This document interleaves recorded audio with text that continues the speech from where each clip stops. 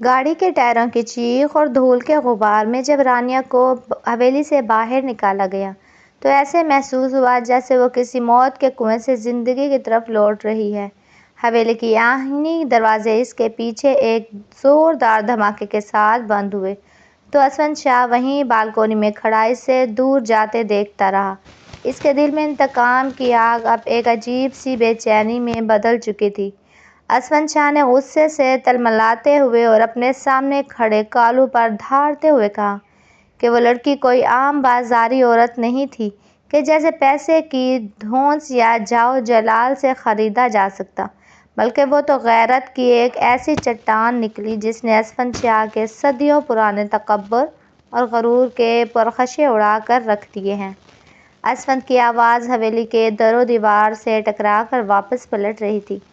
وہ بار بار اپنے گال کو چھوتا جہاں رانیہ کے تھپڑ کی تپش ابھی بھی کسی دہکتے انگارے کی طرح موجود تھی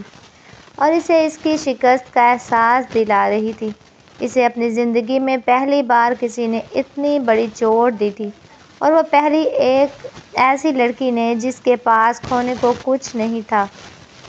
دوسری طرف رانیہ جب تھکی ہاری اور شکستہ حال اپنے گھر پہنچی تو وہاں کا منظر دیکھ کر اس کی روح تک کانپ گئی۔ اس نے دیکھا اس کا بوڑھا باپ ماسٹر افتخار صحن کی خاک میں لت پت بیٹھا ہے اور اس کی آنکھوں میں برسوں کی جمع پونجی یعنی عزت کے لٹ جانے کا دکھ صرف نظر آ رہا تھا۔ ماسٹر صاحب نے لرزتی آواز اور بھرائی ہوئی آنکھوں کے ساتھ رانیہ کو بتایا کہ اسفند شاہ نے صرف اسے قید ہی نہیں کیا تھا بلکہ اپنی طاقت کا بدترین استعمال کرتے ہوئے ان کا تبادلہ کسی دور دراز اور ویران شہر میں کروا دیا ہے تاکہ وہ انہیں در بدر کر کے ان کی سفید پوشی کا تماشا بنا سکے۔ رانیہ نے اپنے باپ کے لرزتے ہوئے ہاتھوں کو تھاما اور ان کی آنکھوں میں آنکھیں ڈال کر بڑی جرأت اور ثبات سے کہا، ابا، اگر حق اور سچ بات کہنے کی سزا یہ بربادی اور ہجرت ہے تو ہمیں یہ سودا ہر قیمت پر منظور ہے۔ اس نے اپنے باپ کو حوصلہ دیتے ہوئے کہا کہ ہم شیر اور شیرنی کی وہ اولاد ہیں جو کسی ظالم کے سامنے گردن تو کٹوا سکتے ہیں مگر ایسے جھکا نہیں سکتے، اور اس اسفند شاہ جیسے فرعون کا انجام ہمیشہ مٹی میں ملنا ہی ہوتا ہے۔ حویلی کے برآمدے میں جب احمد نے اسفند شاہ کو اس حال میں دیکھا تو اس نے خاموش رہنے کی بجائے اسے آئینہ دکھانے کا فیصلہ کیا۔ احمد نے بڑے کھرے لہجے میں کہا کہ ایک نہتی اور اکیلی لڑکی کو رسیوں میں جکڑ کر لانا اور اسے نیلامی کی چیز سمجھنا تمہاری مردانگی نہیں بلکہ تمہاری سب سے بڑی بزدلی تھی، جس کی سزا اب تمہیں اس شرمندگی کی صورت میں مل رہی ہے جو تمہارے چہرے پر لکھی ہے۔ اسفند شاہ نے ایک وحشیانہ نظر احمد پر ڈالی اور سگار کا ایک گہرا کش لے کر دھواں فضا میں بکھیرتے ہوئے جواب دیا کہ وہ تو صرف ایک خریدار بن کر گیا تھا جو رانیہ کی قیمت لگانے کی کوشش کر رہا تھا، مگر اسے کیا خبر تھی کہ رانیہ کی غیرت کسی دنیاوی سکے یا شاہی محل کی محتاج نہیں ہے۔ اسفند کے لہجے میں اب بھی وہی تکبر تھا مگر اس کے اندر کی لرزش احمد سے چھپی نہ رہ سکی۔ ادھر رانیہ کے گھر میں اب ہجرت کی تیاریاں شروع ہو چکی تھیں۔ رانیہ اپنی سہیلی نیہا کے پاس بیٹھی سے اس ہولناک رات کی ایک تفصیل بتا رہی تھی کہ کس طرح اسفند شاہ نے اسے ڈرانے اور جھکانے کی کوشش کی تھی، لیکن رانیہ کی آنکھوں میں موجود سچ کی تپش نے اس مغرور شخص کے قدم اکھاڑ دیے اور وہ خود اپنی ہار تسلیم کرتے ہوئے اس کی رسیاں کھولنے پر مجبور ہو گیا۔ رانیہ کا ماننا تھا کہ اسفند شاہ نے اسے جسمانی طور پر تو رہا کر دیا ہے لیکن اب وہ خود اپنی انا اور رانیہ کی خودداری کے اس جال میں قید ہو چکا ہے جس سے نکلنا اس کے بس کی بات نہیں۔ ماسٹر صاحب اب بھی سہمے ہوئے تھے اور بار بار رانیہ کو تاکید کر رہے تھے، یہ طاقتور لوگ قبرستان تک پیچھا نہیں چھوڑتے، ہمیں خاموشی سے یہاں سے نکل جانا چاہیے۔ مگر رانیہ نے بڑے عزم کے ساتھ جواب دیا کہ ابا، ہم بزدلوں کی طرح پیٹھ دکھا کر نہیں بھاگ رہے بلکہ ہم فاتحہ بن کر اس بستی سے جا رہے ہیں کیونکہ ہم نے ایک جابر کے سامنے کلمہ حق بلند کیا ہے۔ رانیہ کو معلوم تھا کہ یہ سفر کٹھن ہوگا مگر اس کے ارادے اس پہاڑی سے بھی اونچے تھے جس پر اسفند شاہ کی حویلی قائم تھی۔ حویلی کے پرکشش حال میں اسفند شاہ ایک بار پھر اپنے چند سیاسی حلیفوں اور بستی کے بااثر افراد کے درمیان گھرا بیٹھا تھا، مگر اس کی جسمانی موجودگی کے باوجود اس کی روح جیسے کسی اور ہی جہاں میں بھٹک رہی ہو۔ سامنے بیٹھے لوگ حلقہ بندیوں اور الیکشن کی مہم پر بحث کر رہے تھے، لیکن اسفند کے کانوں میں صرف رانیہ کے وہ جملے ہتھوڑوں کی طرح بج رہے تھے جو اس نے پنچایت میں سب کے سامنے کہے تھے۔ ایک معمر سیاستدان نے تشویش بھرے لہجے میں اسفند کو جھنجھوڑا اور خبردار کیا کہ شہر کے اخبارات اور سوشل میڈیا پر رانیہ کے باپ کے اسکول کو آگ لگانے، ان کی املاک کو نقصان پہنچانے اور اب ان کے جبری تبادلے کی خبریں ایک ایسے طوفان کی شکل اختیار کر رہی ہیں جو شاہ خاندان کی نسلوں پرانی ساکھ کو مٹی میں ملا سکتی ہے۔ اسفند نے کرسی کی پشت سے ٹیک لگاتے ہوئے بڑے سرد اور سپاٹ لہجے میں جواب دیا کہ اسے کسی سیاسی ساکھ یا عوامی رائے کی ذرا برابر بھی پرواہ نہیں ہے، وہ تو بس اس لڑکی کے اس غرور کو پاش پاش کرنا چاہتا تھا جس نے بھری محفل میں اس کے چہرے پر تھپڑ مار کر اس کی انا کو للکارا تھا۔ سردار جہانگیر شاہ جو اب تک خاموشی سے اپنے بیٹے کی ہٹ دھرمی کا مشاہدہ کر رہے تھے، غصے سے تلملاتے ہوئے اٹھے اور میز پر ہاتھ مار کر اسے دو ٹوک الفاظ میں حکم دیا کہ یہ انتقامی کھیل اب مزید نہیں کھیلا جائے گا، کیونکہ انا کی اس بے مقصد آگ میں پورا خاندان اور ان کا مستقبل جل کر راکھ ہو سکتا ہے۔ اسفند شاہ نے اپنی سرخ دھوتی آنکھوں سے اپنے باپ کی طرف دیکھا۔ اس کی آنکھوں میں موجود وحشیانہ چمک اور انتقام کی تڑپ یہ صاف بتا رہی تھی کہ اس نے رانیہ کو حویلی سے رہا تو کر دیا ہے، مگر اسے اپنے دل و دماغ سے ہرگز معاف نہیں کیا۔ وہ اب ایک ایسے موڑ پر تھا جہاں اسے اپنی جیت سے زیادہ رانیہ کی ہار میں سکون نظر آ رہا تھا۔ دوسری طرف رانیہ کے گھر میں اب ہجرت کے لیے سامان کی آخری پیکنگ کا مرحلہ جاری تھا۔ گھر کے در و دیوار جہاں کبھی قہقہے گونجتے تھے، اب ایک عجیب سی ویرانی اور دکھ کا منظر پیش کر رہے تھے۔ ہر طرف بکھرے ہوئے پرانے برتن،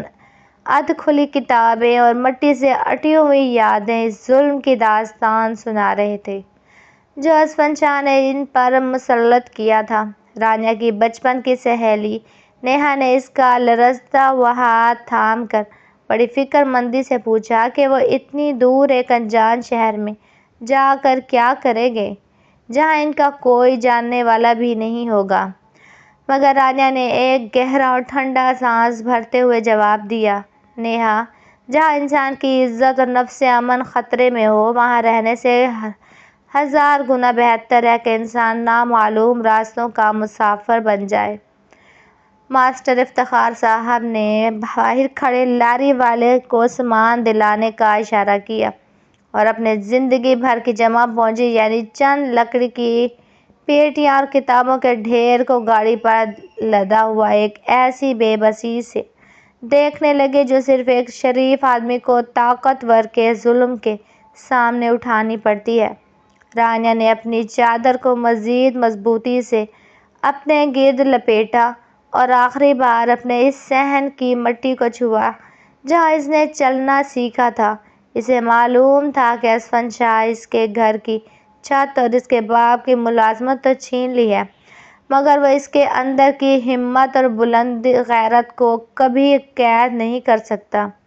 جیسے ہی لاری بستی کی کچی اور ناہموار سڑک پر روانہ ہوئی، رانیہ کی نظریں غیر ارادی طور پر اس بلند پہاڑی کی طرف اٹھ گئیں جہاں اسفند شاہ کی حویلی اب بھی ایک بدروح کی طرح ساکت کھڑی تھی۔ رانیہ کو اپنے دل کے کسی کونے میں یہ یقین تھا کہ یہ جدائی عارضی ہے اور تقدیر انہیں ایک بار پھر کسی ایسے مقام پر لا کھڑا کرے گی جہاں حساب برابر ہونا ابھی باقی ہے۔ اس نے اپنے رب سے دعا کی کہ وہ اسے اتنی ہمت دے کہ وہ اس فرعون کی انا کو ایک دن اسی مٹی میں دفن کر سکے۔ لاری جب بستی کی حدود سے باہر نکل کر ہائی وے کی طرف مڑی تو رانیہ کا دل ایک انجانے خوف، اداسی اور صدمے سے بوجھل تھا، مگر اس نے اپنے باپ کے سامنے خود کو ٹوٹنے نہیں دیا تھا تاکہ ان کی رہی سہی ہمت بھی جواب نہ دے جائے۔ رانیہ نے دیکھا کہ ماسٹر افتخار صاحب خاموشی سے کھڑکی سے باہر تیزی سے پیچھے چھٹتے ہوئے درختوں اور بجلی کے کھمبوں کو دیکھ رہے تھے، جہاں ان کے خواب، ان کی عزت اور ان کی زندگی بھر کی شرافت اسفند شاہ کے انتقام کی دھول میں اڑ رہی تھی۔ وہ بار بار اپنے کانپتے ہوئے ہاتھ کو اپنے دل پر رکھتے جیسے وہاں کوئی ایسا گہرا زخم لگا ہو جس کا مداوع اب کسی مرہم کے بس میں نہ تھا۔ رانیہ نے ان کا ہاتھ تھام لیا۔ اسے محسوس ہو رہا تھا کہ اس کے باپ کا وجود اس صدمے سے اندر ہی اندر چھلنی ہو چکا ہے، مگر وہ اپنی بیٹی کی خاطر لبوں پر خاموشی کی مہر لگائے بیٹھے ہیں۔ ادھر حویلی میں اسفند شاہ کا حال بھی کسی طور مختلف نہ تھا۔ وہ رانیہ کو رخصت تو کر چکا تھا، مگر اس کی خودداری کے نقش اب بھی اس کے دل و دماغ پر اتنے تازہ تھے کہ اسے ہر طرف رانیہ کی وہی باغیانہ نظریں دکھائی دے رہی تھیں۔ اسفند اپنے کمرے میں موجود اس میز کے پاس آ کر رکا جہاں رانیہ کا وہ ریشمی دوپٹہ پڑا تھا جو وہ اپنی رہائی کی عجلت اور گھبراہٹ میں وہیں چھوڑ گئی تھی۔ اسفند نے اسے چھوا تو اسے ایسا محسوس ہوا جیسے اس کی پوری طاقت، اس کی حویلی کی اونچی دیواریں اور اس کا خاندانی جاہ و جلال اس ایک سادہ سے کپڑے کے ٹکڑے کے سامنے ہیچ اور بے معنی ہے۔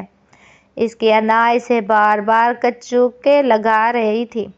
کہ بستی کی ایک معمولی سی لڑکی نے اسے پنچایت میں کیسے رسوا کیا، مگر اس نفرت اور غصے کی تہوں کے نیچے ایک ایسی پراسرار کشش بھی جنم لے رہی تھی جسے اسفند شاہ خود بھی سمجھنے سے قاصر تھا، اور یہی بات اسے مزید دیوانہ بنا رہی تھی۔ حویلی کے دوسرے حصے میں بیگم شہناز اپنے بیٹے کے اس بدلے ہوئے اور اضطراب بھرے رویے کو بڑی گہری نظر سے بھانپ چکی تھی، اور انہیں اس بات کا شدید ڈر تھا کہ اسفند کا یہ جنون شاہ خاندان کے لیے کوئی ایسی بڑی مصیبت نہ کھڑے کر دے جس کا تدارک ممکن نہ ہو۔ انہوں نے اسفند کے کمرے میں قدم رکھا اور بڑے سخت اور فیصلہ کن لہجے میں اسے تنبیہ کی کہ وہ اس لڑکی کا قصہ ہمیشہ کے لیے اپنے ذہن سے نکال پھینکے، کیونکہ وہ ان کے خاندانی معیار اور مرتبے سے بہت نیچے ہے، اور اسے یاد رکھنا اسفند شاہ کی توہین ہے۔ مگر اسفند نے اپنی ماں کی طرف دیکھ کر صرف ایک تلخ اور معنی خیز مسکراہٹ کے ساتھ جواب دیا کہ کچھ حساب کتاب ایسے ہوتے ہیں جو مرتے دم تک پیچھا نہیں چھوڑتے، اور رانیہ کے ساتھ اس کا حساب ابھی ادھورا ہے۔ اسی دوران احمر بھی وہاں پہنچ گیا، اور اس نے اسفند کے زخموں پر نمک چھڑکتے ہوئے طنز کیا کہ تم جتنا بھی چاہو اسے بھلانے کی کوشش کرو، وہ تمہارے لاشعور سے کبھی نہیں نکلے گی، کیونکہ اس نے تمہاری انا کو وہ کاری زخم دیا ہے جو شاید برسوں کے مرہم سے بھی نہ بھر سکے۔ اسفند نے غصے سے تلملا کر احمر کو وہاں سے نکل جانے کا اشارہ کیا، کیونکہ وہ اب مزید کسی کی ہمدردی یا نصیحت سننے کے موڈ میں نہیں تھا۔ رات کے اس آخری پہر میں جب وہ پوری بستی گہری نیند میں ڈوبی تھی، اسفند شاہ حویلی کی سب سے اونچی چھت پر کھڑا اسی اندھیرے راستے کو ٹکٹکی باندھے تک رہا تھا جہاں سے رانیہ کی لاری گزری تھی۔ اس نے اپنے دل میں ایک بھیانک عہد کیا کہ وہ رانیہ کو زمین کے کسی بھی کونے سے ڈھونڈ نکالے گا، اس لیے نہیں کہ وہ اسے معاف کر کے اپنی زندگی سے نکالنا چاہتا ہے، بلکہ اس لیے کہ وہ اس کی ان باغی آنکھوں میں وہی ذلت اور خوف دیکھنا چاہتا ہے جو اسفند شاہ کی ہیبت کا خاکہ ہے۔ اسے معلوم تھا کہ رانیہ جہاں بھی گئی ہے، اس کی تقدیر کی ڈور اب اسفند شاہ کے ہاتھوں میں ہی ہے، اور وہ اسے اتنی آسانی سے جینے نہیں دے گا۔ کئی گھنٹوں کے تھکا دینے والے سفر کے بعد جب لاری ایک اجنبی اور شور شرابے سے بھرے شہر کی حدود میں داخل ہوئی تو رانیہ کو ایسا محسوس ہوا جیسے وہ کسی دوسری دنیا میں آ گئی ہو۔ یہاں کی بلند و بالا عمارتیں، سڑکوں پر دوڑتی گاڑیوں کا ہجوم اور لوگوں کی بے حسی بستی کے اس سادہ زندگی سے بالکل مختلف تھی جیسے وہ پیچھے چھوڑ آئی تھی۔ لاری ایک تنگ اور تاریک گلی کے سامنے رکی جہاں ماسٹر افتخار صاحب نے ایک چھوٹا سا خستہ حال مکان کرائے پر لیا تھا۔ سامان اتارتے وقت ماسٹر صاحب کے چہرے پر تھکن کے ساتھ ایک ایسی ندامت تھی جو رانیہ نے چھپی نہ رہ سکی۔ وہ بار بار اپنی بیٹی کے چہرے کو دیکھتے جو اس کڑی دھوپ اور گرد و غبار میں بھی اپنی رنگت کھو چکا تھا۔ رانیہ نے جب اس چھوٹے سے مکان کے بوسیدہ کمرے میں قدم رکھا تو اسے حویلی کی وہ عالیشان قید یاد آئی جہاں اسفند شاہ نے اسے ذلیل کرنے کی کوشش کی تھی، مگر اسے خوشی تھی کہ یہاں کی دیواریں چاہے کتنی ہی گری ہوئی کیوں نہ ہوں، یہاں اس کی غیرت اور اس کے باپ کی عزت محفوظ تھی۔ رات کے سناٹے میں جب ماسٹر صاحب تھک کر سو گئے تو رانیہ کھڑکی کے پاس آ کر بیٹھ گئی۔ شہر کی مصنوعی روشنیاں اسے اسفند شاہ کی ان آنکھوں کی یاد دلا رہی تھی جو انتقام کی آگ میں جل رہی تھی۔ اسے معلوم تھا کہ اسفند شاہ جیسے لوگ اتنی آسانی سے کسی کو معاف نہیں کرتے اور نہ ہی اپنی شکست کو بھولتے ہیں۔ اس نے اپنے زخمی ہاتھوں کو دیکھا جن پر اب بھی حویلی کے اصطبل میں کام کرنے کی وجہ سے پڑے چھالوں کے نشان موجود تھے۔ یہ نشان اسے یاد دلاتے تھے کہ اس نے ایک ظالم کے سامنے سر نہیں جھکایا۔ رانیہ نے اپنے دل میں ایک پختہ ارادہ کیا کہ وہ اس نئے شہر میں اپنے باپ کا سہارا بنے گی اور محنت و مشقت کر کے اس مقام تک پہنچے گی جہاں اسفند شاہ کی طاقت کا غرور خاک میں مل جائے گا۔ اسے اپنے رب پر کامل بھروسہ تھا، وہ اسے کبھی تنہا نہیں چھوڑے گا، لیکن اسے یہ بھی احساس تھا کہ اسفند شاہ کا سایہ اب بھی اس کے تعاقب میں ہے اور وہ کبھی بھی کسی نئے وار کے ساتھ سامنے آ سکتا ہے۔ دوسری طرف حویلی میں اسفند شاہ کا جنون اب ایک خطرناک رخ اختیار کر چکا تھا۔ وہ اپنے کمرے میں موجود اس نقشے کو دیکھ رہا تھا جہاں اس نے ان تمام شہروں پر نشان لگا رکھے تھے جہاں رانیہ اور اس کے باپ کے جانے کے امکان تھا۔ کالو نے آ کر اطلاع دی کہ رانیہ اور اس کا باپ بستی چھوڑ کر جا چکے ہیں اور اب ان کا کوئی سراغ نہیں مل رہا، جس پر اسفند نے غصے میں میز پر پڑا گلدان دیوار پر دے مارا۔ اس نے کالو کے گریبان سے پکڑ کر اسے دھکا دیا۔ اگر اسے رانیہ کا پتہ نہ ملا تو وہ کالو کی ہڈیاں تک پسوا دے گا۔ اسفند کے لیے اب یہ صرف ایک تھپڑ کا بدلہ نہیں رہا تھا بلکہ رانیہ اس کی انا کا ایک ایسا خبط بن چکی تھی جسے تسخیر کیے بغیر اسے چین نہیں مل سکتا تھا۔ وہ رانیہ کی اس خاموش للکار کو ہر پل اپنے گرد محسوس کرتا تھا جو اسے یہ بتاتی تھی کہ اسفند شاہ کی دولت اور طاقت ایک نہتی لڑکی کی غیرت کے سامنے ہار چکی ہے۔ اسفند شاہ نے اسی وقت اپنے کچھ خاص کارندوں کو شہر کی طرف روانہ کرنے کا حکم دیا تاکہ وہ رانیہ کا سراغ لگائیں۔ اسے معلوم تھا کہ ماسٹر افتخار ایک ایسا شخص ہے جو چھپ کر نہیں رہ سکتا اور وہ جلد ہی کسی نہ کسی تعلیمی ادارے یا سرکاری دفتر میں نظر آئے گا۔ اسفند کی آنکھوں میں ایک ایسی شفافیت تھی جو یہ بتا رہی تھی کہ اس بار وہ رانیہ کو صرف قید نہیں کرے گا بلکہ اسے ایسی سزا دے گا وہ خود موت کی دعا مانگے گی۔ اسے رانیہ کی وہ مسکراہٹ یاد آئی جو اس نے رخصت ہوتے وقت اسفند کی طرف اچھالی تھی، اور وہ مسکراہٹ اسفند کے سینے میں کسی خنجر کی طرح پیوست تھی۔ وہ چاہتا تھا کہ رانیہ اس کے پیروں میں گر کر معافی مانگے اور اپنی اس خودداری سے توبہ کرے جس نے اسفند کے شاہ کے جاہ و جلال کو چیلنج کیا تھا۔ حویلی کی فضا اب انتقام کے ایک نئے اور ہولناک باب کے لیے تیار ہو رہی تھی اور اسفند شاہ اس کھیل کا آخری مہرہ چلنے کے لیے بے چین تھا۔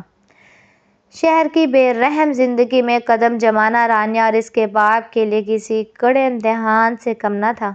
ماسٹر افتخار نے جس نئے اسکول میں جوائننگ دی تھی وہاں کا ماحول ان کی سابقہ بستی سے بالکل مختلف اور کسی حد تک مانندہ تھا۔ اسفند شاہ کے اثر و رسوخ کے لمبے ہاتھ وہاں بھی پہنچ چکے تھے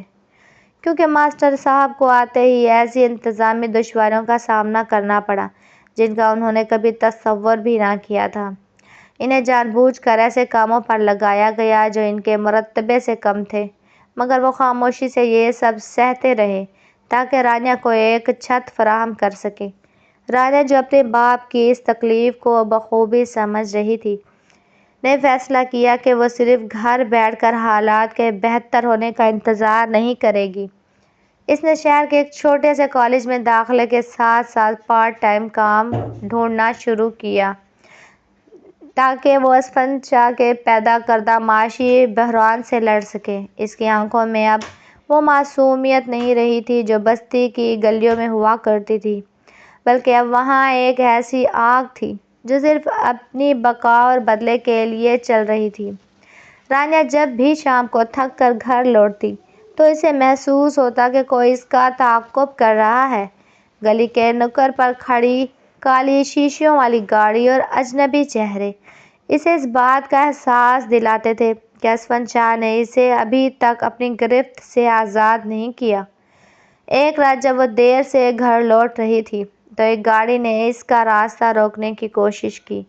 مگر رانیہ نے کمال بہادری سے وہاں سے نکل کر اپنی غیرت کا ثبوت دیا۔ اسے معلوم تھا کہ اسفند شاہ اسے ڈرانا چاہتا ہے، اسے یہ احساس دلانا چاہتا ہے کہ وہ جہاں بھی جائے اسفند کا سایہ اس کے ساتھ رہے گا، مگر رانیہ نے بھی اپنے دل میں عہد کر لیا تھا کہ وہ اس خوف کو اپنی طاقت بنائے گی۔ اس نے اپنے باپ کو ان سب باتوں سے بے خبر رکھا تھا تاکہ پہلے سے موجود پریشانیوں میں مزید مبتلا نہ ہو جائے، لیکن وہ جانتی تھی کہ اب یہ جنگ صرف اس کے اور اسفند شاہ کے درمیان براہ راست ہو چکی ہے اور اسے اس کے لیے ہر لمحہ تیار رہنا ہوگا۔ دوسری طرف حویلی میں اسفند شاہ کی حالت ایک پاگل شخص کی سی ہو چکی تھی۔ وہ کئی گھنٹے اپنے کمرے میں بند رہتا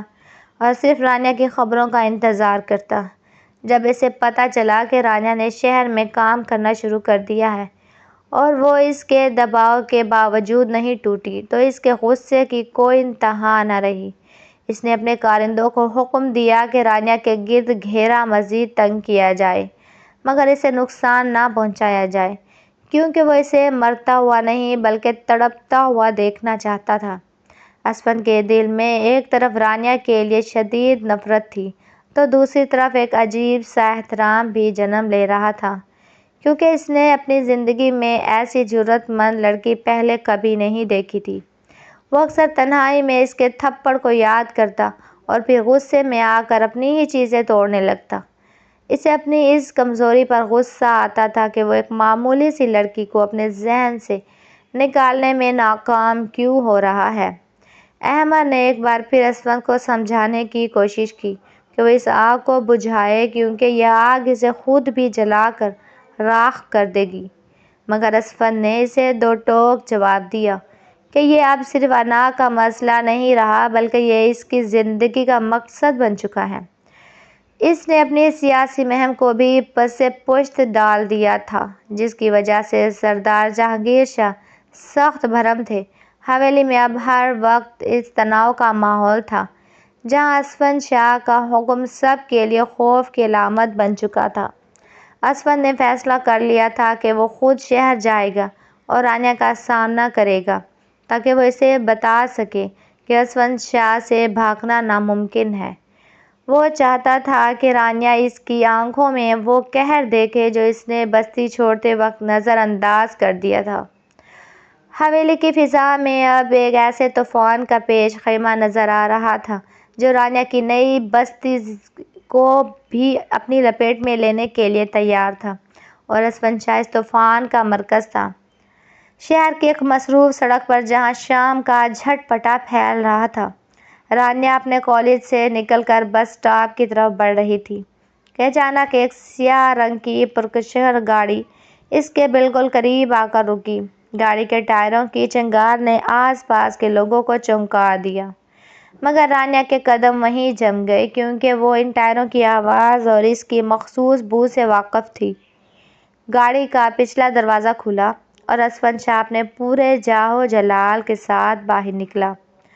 اس کے چہرے پر وہی مغرور مسکراہٹ تھی، مگر اس کی آنکھوں میں اب انتقام کے ساتھ ساتھ ایک ایسی بے چینی تھی جو اس نے پہلے کبھی محسوس نہیں کی تھی۔ رانیہ نے اپنی چادر کو مضبوطی سے تھاما اور اس کی آنکھوں میں آنکھیں ڈال کر کھڑی ہو گئی، جیسے وہ کسی طوفان کا مقابلہ کرنے کے لیے تیار ہو۔ اسفر نے اس کے قریب آ کر انتہائی دھیمے مگر زہریلے لہجے میں کہا، اسے کیا لگا تھا وہ اسفند شاہ سے اتنی دور نکل جائے گی کہ اس کے ہاتھ وہاں تک نہ پہنچ سکیں؟ اس نے رانیہ کے گرد چکر لگاتے ہوئے اسے جتایا کہ وہ جہاں بھی جائے گی اس کا سایہ اس کا تعاقب کرے گا۔ رانیہ نے بغیر کسی خوف کے جواب دیا کہ اسفند شاہ شاید یہ بھول رہے ہیں کہ سائے صرف روشنی میں نظر آتے ہیں، اور اس نے اپنی زندگی میں جس اندھیرے کا سامنا کیا ہے وہاں اسفند شاہ کی طاقت کا کوئی وجود نہیں۔ اس نے بڑے فخر سے کہا کہ اس نے حویلی کی دیواریں تو چھوڑی مگر اپنی غیرت اور خودداری وہیں رکھی جہاں اسفند شاہ کبھی پہنچ نہیں سکا۔ رانیہ کی اس بے باکی نے اسفند کے اندر لگی آگ کو مزید ہوا دی۔ اس نے رانیہ کا بازو سختی سے جکڑ کر اسے اپنی طرف کھینچا